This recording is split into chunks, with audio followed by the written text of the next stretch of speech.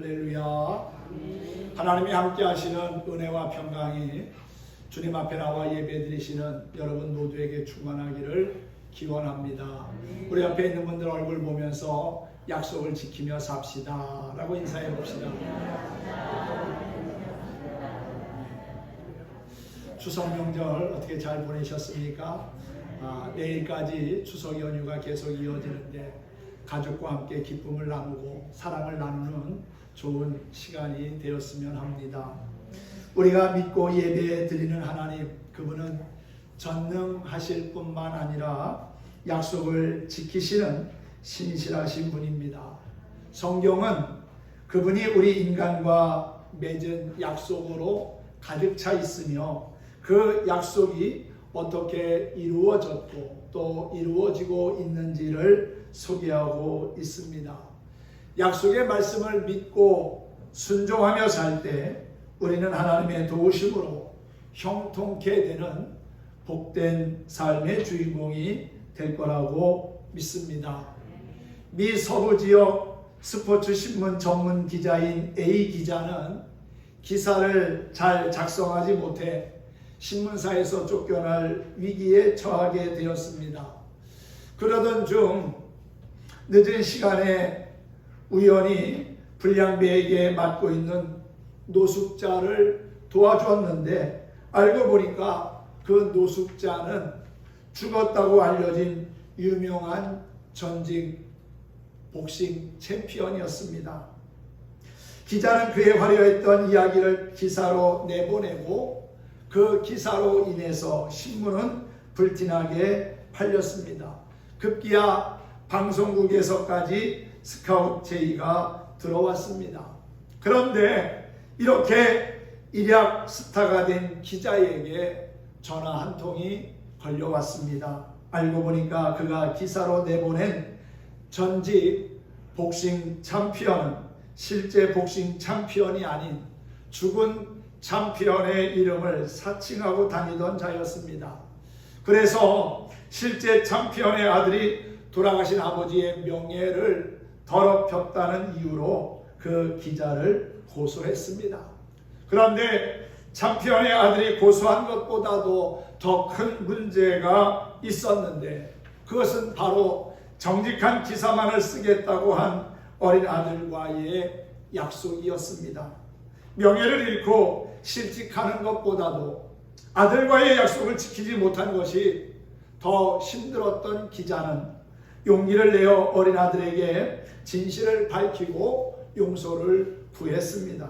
그리고 정정 기사를 내보냈습니다. 아들은 그러한 아빠를 더욱 존경하게 되었다고 해요. 살다 보면은 때로 온전히 약속을 지키지 못할 때가 있습니다. 그러나 약속을 지키는 일이 쉽지 않더라도 끝까지 지키려고 노력할 때 진실하신 하나님은 우리의 삶을 도와주실 거라고 믿습니다. 그렇습니다. 우리가 스스로 실수와 잘못을 인정하고 책임지고자 하면 하나님 그냥 지나가지 않고 도와주시고 인도해 주신다는 것입니다. 오늘은 여호수아서 10장의 말씀을 중심으로 약속을 지키는 일이라는 주제로 말씀을 나누고자 합니다. 여호수아서는 24장까지 기록된 구약의 성경이지요. 모세의 뒤를 이어 여호수아가 이스라엘 백성들을 이끌고 요단강을 건너고 여리고성을 무너뜨리고 가나안을 점령해가는 그러한 정복의 이야기가 소개되어 있습니다. 여호수아서는 전쟁과 정복에 대한 이야기가 계속해서 나오지만 사실은 하나님께서 이스라엘 백성들에게 가나안 땅을 선물로 주시겠다고 하는 약속, 그리고 그 약속을 이루어 가시는 이야기라고 말할 수 있습니다. 가나안 땅에 대한 약속은 여호수아서 1장 2절에서 4절까지 잘 소개되고 있지요. 내 종 모세가 죽었으니 이제 너는 이 모든 백성과 더불어 일어나 이 요단을 건너 내가 그들 곧 이스라엘 자손에게 주는 그 땅으로 가라. 내가 모세에게 말한 바와 같이 너희 발바닥으로 밟는 곳은 모두 내가 다 너희에게 주었노니 너희의 영토가 되리라 그러셨어요. 하나님께서는 아브라함과 맺은 약속을 다시 여호수아와 그리고 이스라엘 백성들에게 확인해 주셨습니다. 그리고 그들은 좌로나 우로나 치우치지 말고 율법과 법도를 지키도록 요구받았지요. 그런데 이스라엘 백성들은 하나님의 명령을 자꾸 어깁니다. 난공불락의 여리고성을 무너뜨린 후 그보다 작은 아이성에서 큰 실패를 경험한 이스라엘은 하나님이 허락하지 않으신 전리품을 몰래 취한 유다 족속의 아간과 그의 가족을 몰살하는 혹독한 정결의 과정을 거친 이후 아이성을 정복하게 됩니다. 그러나 그들은 금세 또 다른 실수를 저지르는데 여리고성과 아이성을 무너뜨린 이스라엘의 소문을 듣고 찾아온 가나안 족속과 기브온 족속과 화친 조약을 맺은 겁니다. 이스라엘 군대가 있는 곳으로부터 불과 한 40km 정도 떨어져 있지 않은 기브온 족속이 아주 먼 곳에서 험난한 여행길을 걸어온 것처럼 보이기 위해 낡고 오래된 신발을 신고 곰팡이난 떡을 가지고 그리고 다 낡아 떨어져가는 그런 옷으로 변장한 채 찾아오자 그들에게 속아서 덜컥 화친 조약을 맺고 만 겁니다. 여호수아서 9장 14절에서 15절 말씀을 보면은 여호수아가 그들에 대하여 어떻게 해야 할지를 하나님께 묻지 않았다고 했습니다.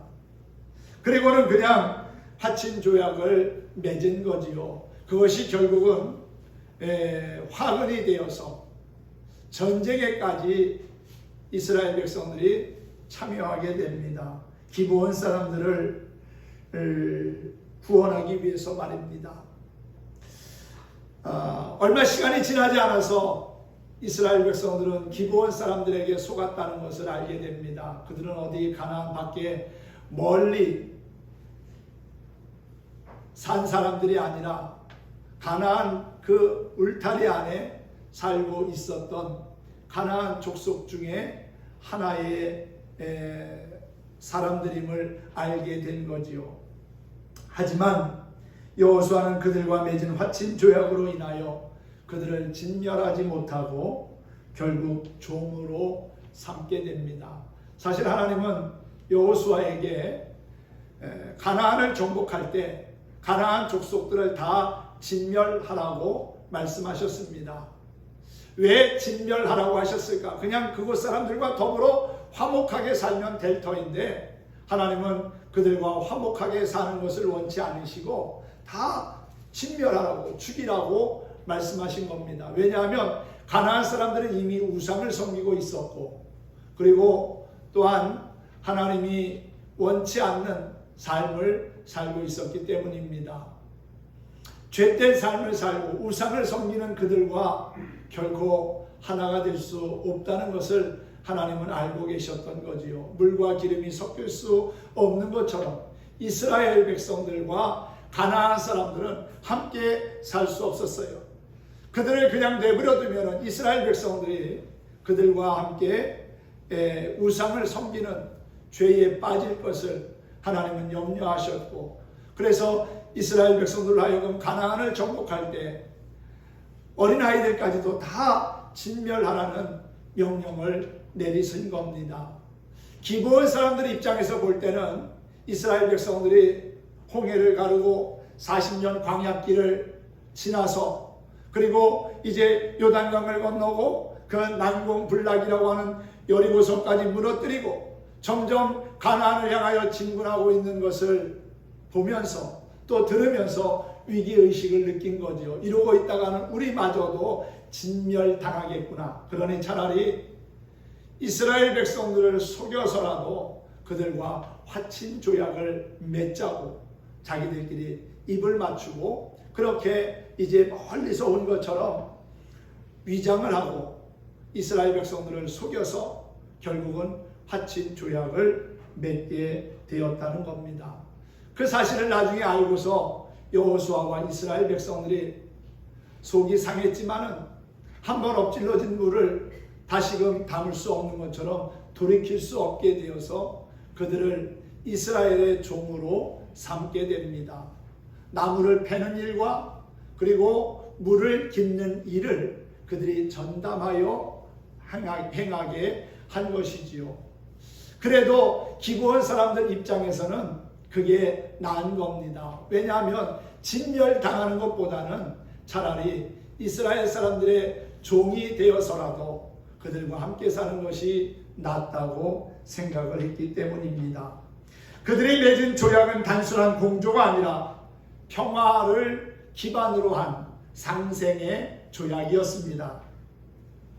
가나안 사람들을 진멸하라는 여호와의 명령과 기브온 사람과의 조약 사이에서 심각한 딜레마에 빠진 여호수아는 또 다른 상황을 맞이하게 됩니다. 그것은 아모리 족속의 5 왕이 기브온 족속이 자신들을 배반하고 이스라엘과 화친의 조약을 맺었다는 소식을 듣고서는 기브온을 치기 위해서 온 겁니다. 이에 기브온은 화친 조약을 근거로 여호수아에게 도움을 요청했고 여호수아는 쌍방 합의에 의한 조약을 맺었기에 결국 그들을 도와주어야만 했다는 것이지요. 여호와께 묻지 않고 결정한 잘못된 화친 조약이었지만 여호수아는 그 조약을 지키기 위해서 칼과 창을 들게 되었고 또한 전쟁에 참여하게 됩니다. 참전하게 되지요. 하나님은 이스라엘에게 승리를 허락하십니다. 비록 하나님께 묻지 않고 조약을 맺은 결과로 전쟁까지 치르게 되었지만 하나님은 이스라엘 편에 서서 이 아모리 족속과의 싸움에서 큰 승리를 이루게 하셨다는 겁니다. 하나님이 불리한 약속이라도 지키고자 하는 여호수아의 손에 아모리 족속을 붙이신 거지요. 여호수아는 기브온 사람들과 평화조약을 맺고 그들을 살려준다는 약속도 합니다. 이 약속은 단순한 약속이 아니라 샬롬, 즉 화친의 조약이었다는 거지요. 평화의 조약을 맺은 겁니다. 이 조약은 그들을 살린다는 것 그 이상의 의미를 갖습니다. 서로 간에 전쟁이 없는 평화를 유지하는 것은 물론 영원토록 공존하며 안식을 보장하고 안전하고 평화로운 상태에서 번창하는 것을 의미합니다. 아모리 족속 연합군이 치러 왔을 때 기브온 사람들이 여호수아에게 자신들을 빨리 와서 도와달라고 당당하게 요구할 수 있었던 이유는 앞서 화친의 조약을 맺었기 때문이라는 거지요.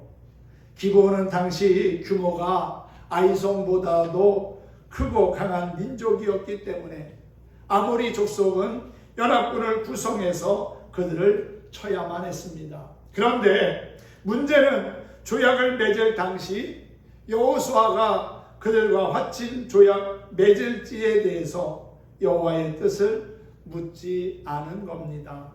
묻지 않았다는 것은 자기 스스로 결정하겠다고 하는 태도지요. 사실 지금까지는 하나님의 인도하심과 도우심 가운데 가나안을 들어오게 되었고 또한 그 땅을 점령할 수가 있었습니다.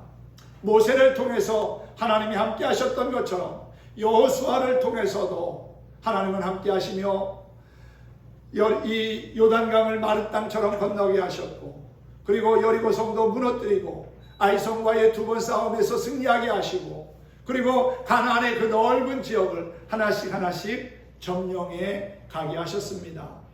여호수아는 힘들고 어려운 일이 있을 때마다 하나님의 도우심을 구하며 기도했을 겁니다. 그런데 이 기브온 사람과의 화친의 문제에 있어서는 여호와께 묻지 않았다는 거예요. 여기서부터 문제가 시작이 된 겁니다.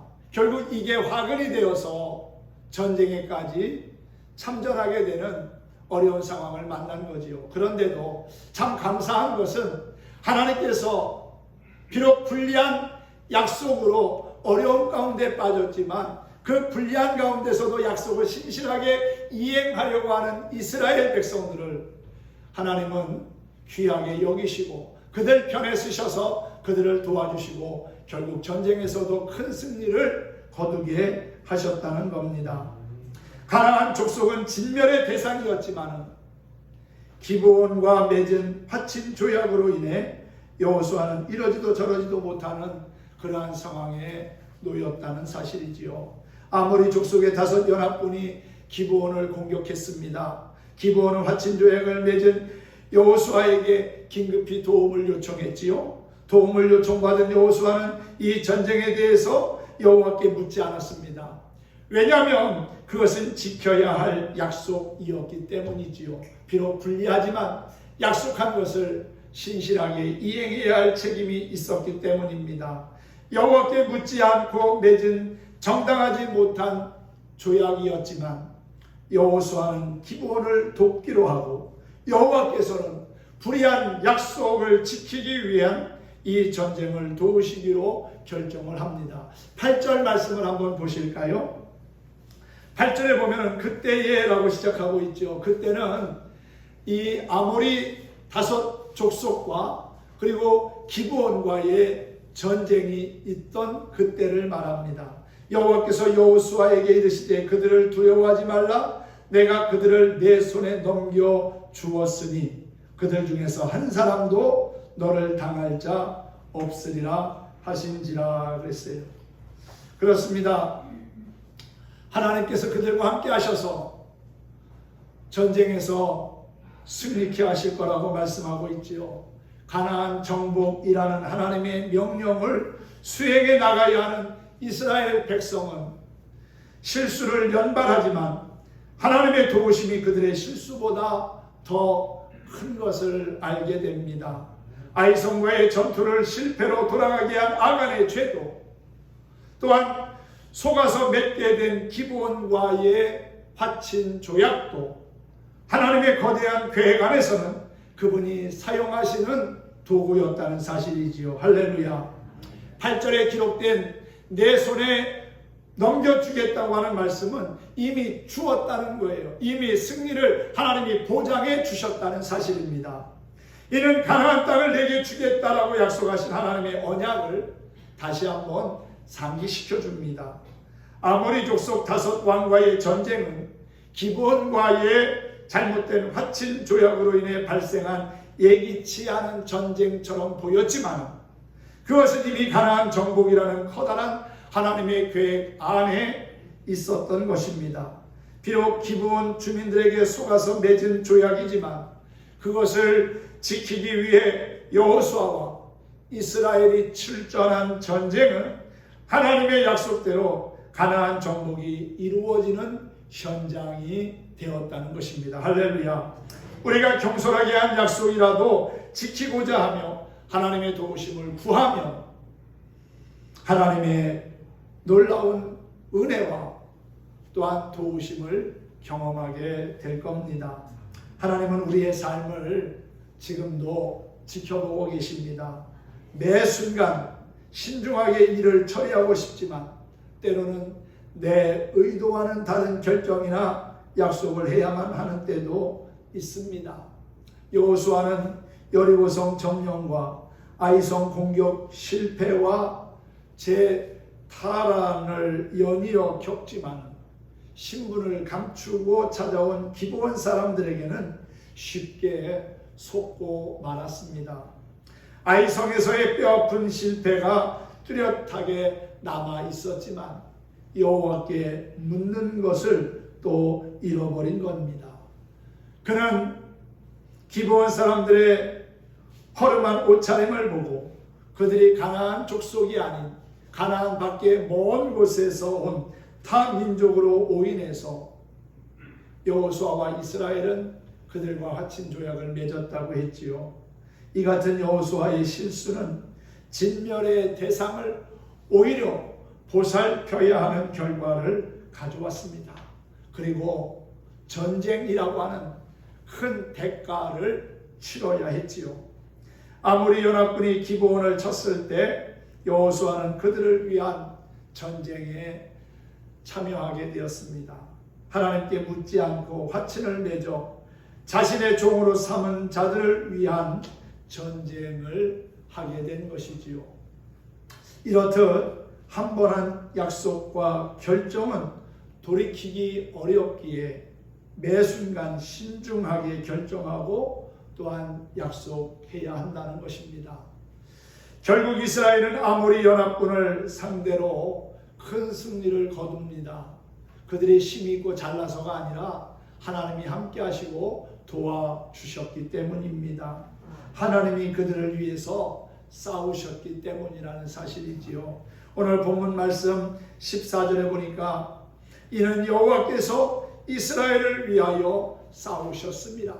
하나님이 함께 하시고 도와주신 결과로 결국 이스라엘과 기브온은 아모리 연합군을 물리칠 수 있었다는 겁니다. 싸움 중에 하늘에서 큰 우박이 떨어져 적들은 칼보다 그 우박에 의해 더 많이 죽임을 당했다고 하지요. 또한 이스라엘이 적들을 칠 때 하나님은 여호수아가 요청한 대로 태양을 기브온 위에 머물게 하셨고 또한 달을 아얄론 골짜기에 머물게 하셨습니다. 전쟁이 완전히 끝날 때까지 해가 중천에 떠있게 했고 또 달이 그 빛을 잃지 않게 하셨다는 것이지요. 이 전쟁의 승리로 이스라엘은 가나안 중남부 지역을 확보해 정복 전쟁의 중요한 거점을 마련했습니다. 이스라엘은 실수로 기브온과 화친을 맺었지만 그들을 돕기 위한 전쟁에 참여했고 하나님은 신실하게 약속을 지키는 여호수아와 이스라엘 편에 쓰셔서 큰 승리의 기쁨을 누리게 하셨습니다. 그들을 위해 싸우셨다는 거지요. 모든 약속은 지켜야 한다는 사실이 부담스러울 수 있습니다. 불리하고 어렵게 맺은 약속은 더더욱 그렇습니다. 그러나 약속이라는 것 자체가 지키기 위해 만들어진 것 아닙니까? 어느 한쪽이 약속을 지키지 않으면 그 약속은 깨져버리고 맙니다. 어린아들에게 늘 정직만을 강조했던 기자 아빠는 자신의 기사가 거짓으로 밝혀지고 난 뒤에 갈등합니다. 아들에게 이 사실을 밝힐 것인가 아니면 그냥 덮고 지나갈 것인가 고민하던 아빠는 결국 어린 아들과 한 약속을 지키기 위해서 잘못된 기사를 작성했음을 밝힙니다. 그러나 진실을 밝히고 난 뒤 어린 아들은 불리한 상황에서도 약속을 지키기 위해 진실을 밝힌 그 아버지를 오히려 존경하게 되었다고 했지요. 그리스도인은 약속을 지키는 사람입니다. 비록 불리한 약속일지라도 그 약속을 지키는 사람입니다. 그 약속을 지킬 때 하나님의 선한 역사가 시작된다는 거지요. 하나님은 약속의 하나님이십니다. 인간이 다시 범죄할 것을 아시면서도 물로 심판하지 않겠다고 무지개를 통해서 스스로 약속하셨지요. 하나님은 십자가의 형벌이라고 하는 불리한 조건임에도 약속을 지키기 위해서 그 아들 예수님을 내어주셨고 인류의 구원을 이루셨습니다. 우리 그리스도인은 불리한 약속이라 할지라도 지킴으로써 하나님의 신실하심을 드러내며 살아야 하는 것입니다. 사랑하는 성도 여러분, 우리가 믿는 하나님 그분은 지금도 살아계시고 우리와 함께 하시는 참 좋으신 분입니다. 그 신실하신 하나님 함께 찬양하면서 오늘 말씀을 정리하도록 하겠습니다. 오 신실하신 하나님이라고 하는 찬양 같이 부르도록 하겠습니다. 하나님은 지금까지 우리와 함께 하시면서 결코 우리를 실망시키지 않는 참 좋으신 분입니다. 우리를 떠나지도 아니하고 버리지도 않겠다고 약속하신 하나님이십니다. 영원토록 우리와 함께 하시는 그 하나님, 신실하신 하나님을 함께 찬양하겠습니다.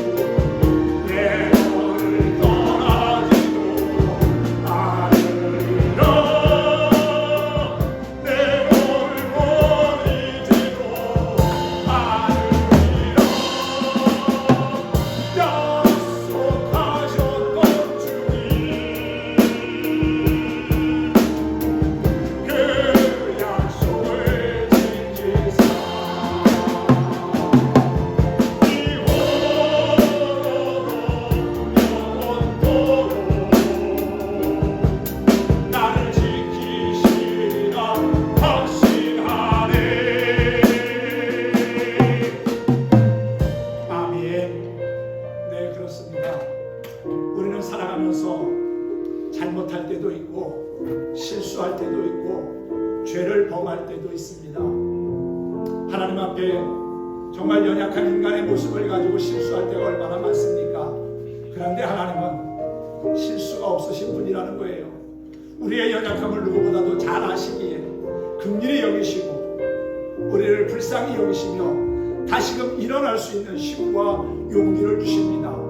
하나님이 우리에게 말씀하신 약속을 지켜 행하고자 힘쓸 때 하나님은 놀라운 반전의 역사를 이루시고 우리에게 큰 승리의 기쁨을 더해 주실 뿐만 아니라 우리를 위하여 악한 마귀와 대신 싸우시면서 영적 승리의 찬양을 부르게 하십니다.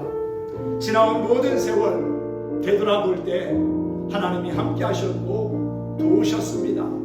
우리가 의식하지 못하는 그러한 상황 속에서도 하나님은 끊임없이 일하면서 우리를 여기까지 인도해 주셨다는 사실이지요. 그분은 말씀합니다. 내가 너를 떠나지 아니하고 내가 너를 버리지 않겠다고 말이지요. 이후로도 영원토록 나를 지키시고 우리의 가족을 지키시고 인도하실 그 신실하신 하나님을 바라보고 의지하면서 하나님이 기뻐하시고 하나님이 기억하실 만한 예배자의 삶을 살았으면 좋겠습니다. 이스라엘과 여호수아가 비록 속아서 약속을 맺긴 했지만 그 화친 조약으로 인하여 기브온 사람들을 위해서 전쟁까지 참여하며 끝까지 그들을 돌봤던 것처럼 비록 불의한 약속일지라도 신실하게 지키고자 할 때 그것이 오히려 화가 변하여 복이 되고 또한 은혜가 됨을 우리는 깨닫게 될 줄로 믿습니다. 약속을 지키고 이행함으로 하나님의 기쁨이 될 뿐만 아니라 다른 사람들에게도 선을 행하는 신실한 우리 선제중앙교회 모든 성도들이 될 수 있기를 예수님의 이름으로 축원합니다. 축복합니다.